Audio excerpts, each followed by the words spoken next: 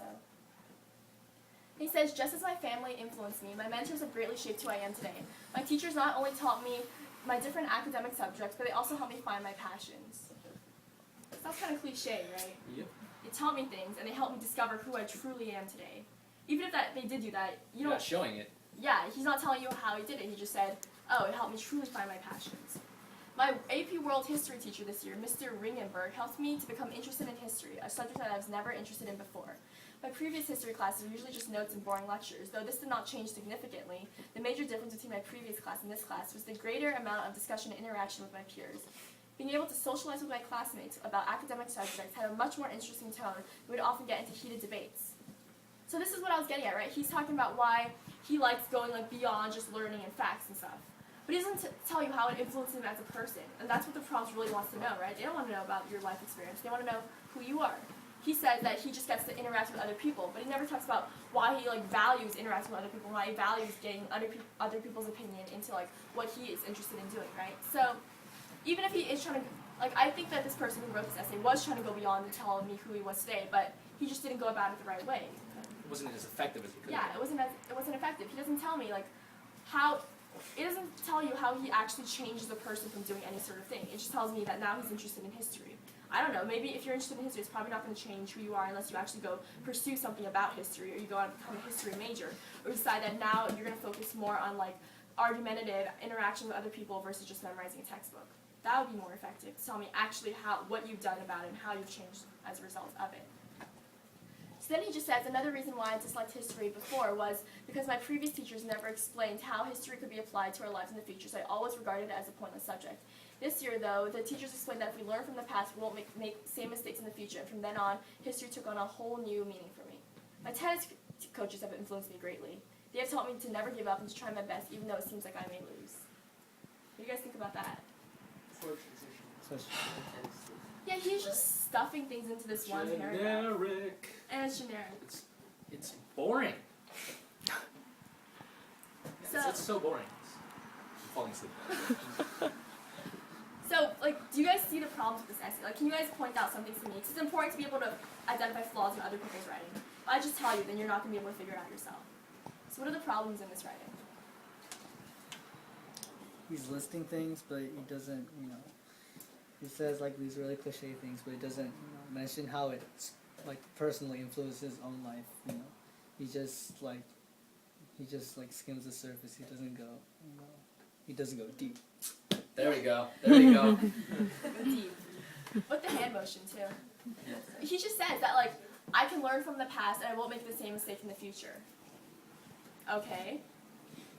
How does that? What does that do, right? I don't understand. It's not specific. It's not concrete. Yeah, it's just airy-fairy. I can't tell him how to write it either, because I don't know how it's influencing. Maybe it hasn't. Maybe he's just spitting out facts just again.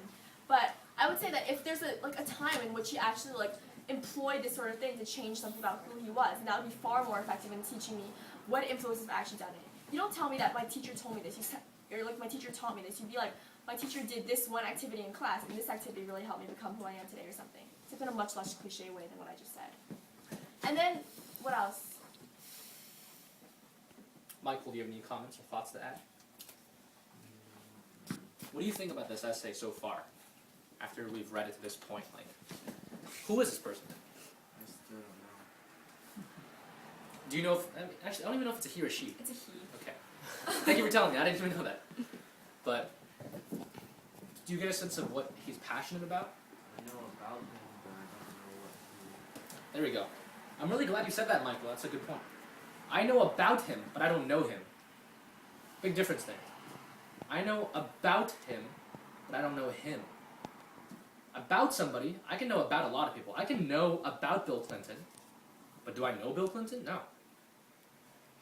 We're not trying to find out about you. We're trying to find out who you are.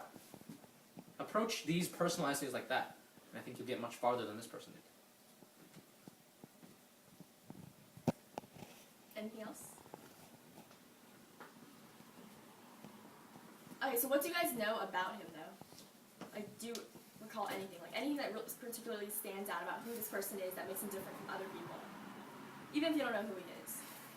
He can cook eggs. He cooks eggs, yeah. Yeah! And he rides bikes. Woo!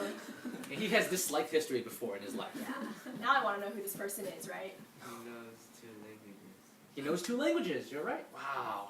I'm impressed. Yeah. I can't wait to make him my best friend. So, yeah, our sarcasm hopefully got the message across that I don't know who this person is. Like, first of all, I've actually never met this person. I just graded someone's essay that someone sent me. But this didn't make me even want to know who he was. Like, I think he's visiting in like a couple of months, but I'm not interested. I don't care if he stays at my house or not, because I don't know who this person is. I have no interest in getting to know this person, right? All I know is that he doesn't like history, which I know a lot of people don't like, but I don't understand why this dislike of history shapes who he is today. And then he just adds this random sentence at the end that says, my tennis coaches have influenced me greatly. I think you should, when you write your essays, think about every sentence matters, right? People don't just put random words in random places to make them sound good. You have a sentence with a purpose to it. So if you think that you can take out the sentence and the meaning of your essay won't change, then that means the sentence isn't doing anything for you. Every sentence has to do something for you, and if you can take it out without anything changing, you should just take it out. Like these 2 sentences, my tennis coaches have influenced me greatly. They have taught me to never give up and to try my best, even though it seems I may lose. What does that do for him?